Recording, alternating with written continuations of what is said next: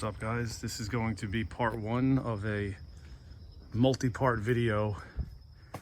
I'm going to document and basically make a video showing what it goes into redoing a garage and kind of making this into a mini detail shop so I could do work out of my house. And I'm going to show you guys, let me shut this door so we don't get this, I don't know what you call it, the overexposure from the light outside probably.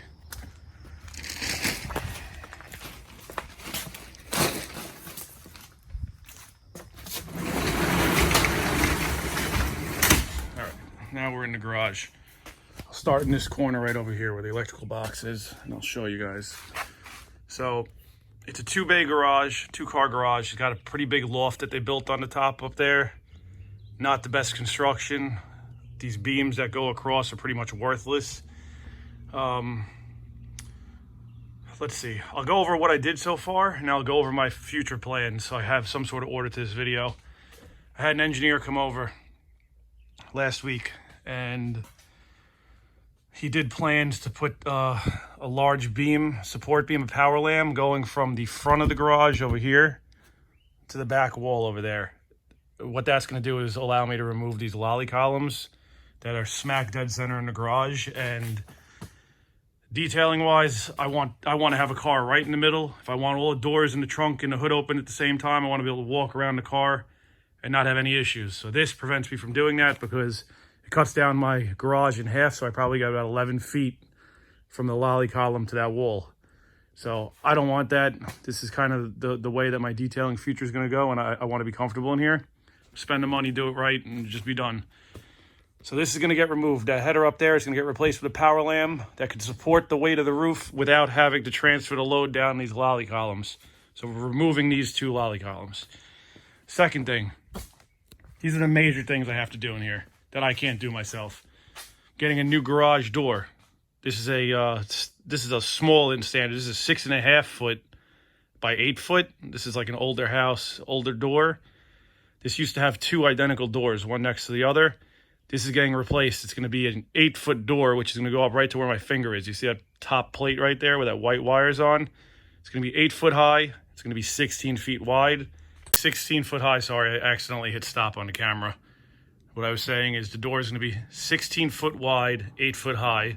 So if I come over here, you can see these are where the lolly columns line up right in the middle. You couldn't do any, you cannot center a car with those there. It's impossible. This is the other side of the bay. It looks a little smaller because I got these shelves here. These are shelves the guy left me.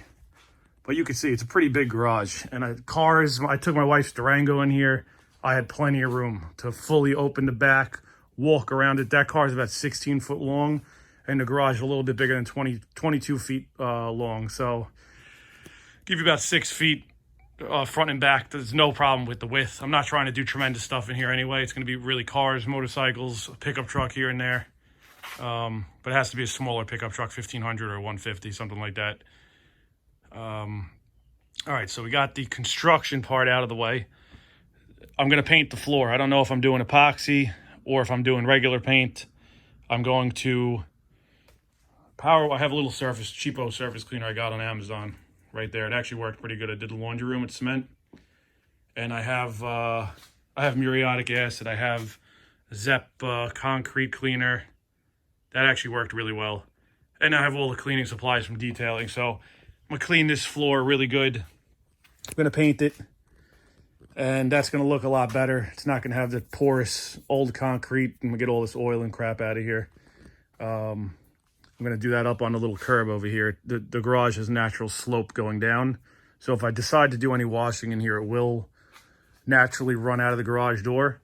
I'm just trying to figure out what kind of, basically where that little curb line is. I want to get some sort of a rubber or a silicone, like a L that could go right there and just go right around the curb to prevent any water from going anywhere it shouldn't go.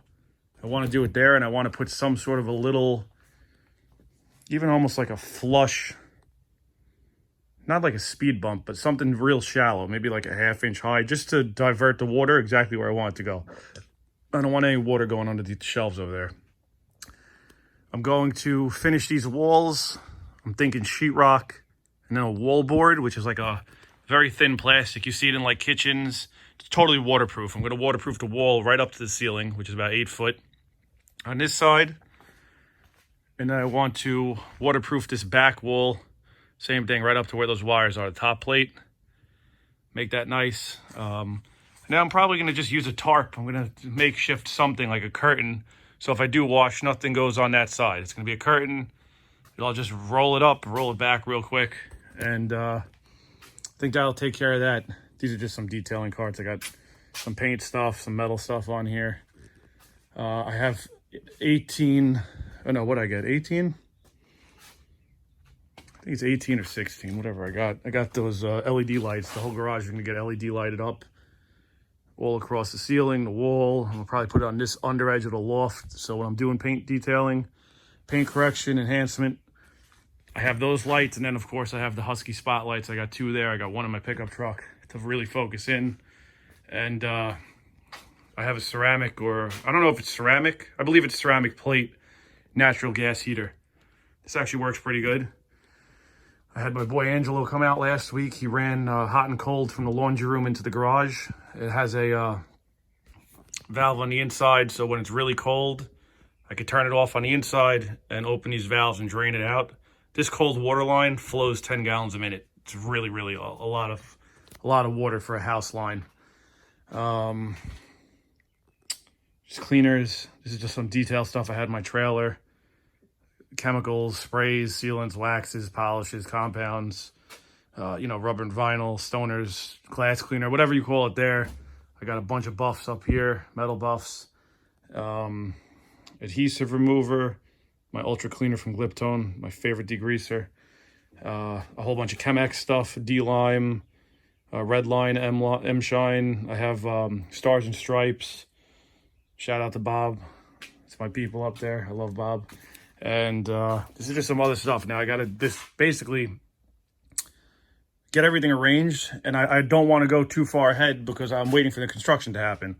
Once the construction is over, I can kind of figure out a spot for everything. Like the cart's going to go in the shed. The Joe horse will probably go out in the shed. I might build a little tiny shallow workbench that could fold up and down on this side. I haven't decided yet. And that's pretty much it. I don't want to mumble too much and make this too long, but I'm going to make a ton of videos. Once this is done and I have cars in here, I could finally be in the right environment to video, do detailing. I have the lights. I'm not outside. It's going to be good. It's a lot of detailers on YouTube.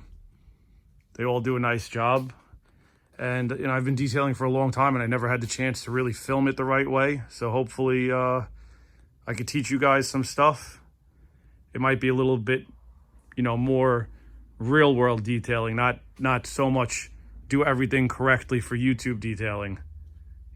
Everybody could spend 14 hours making a video on YouTube and trying to avoid as much criticism as possible from the, the YouTube police gurus that tell you what's right and wrong.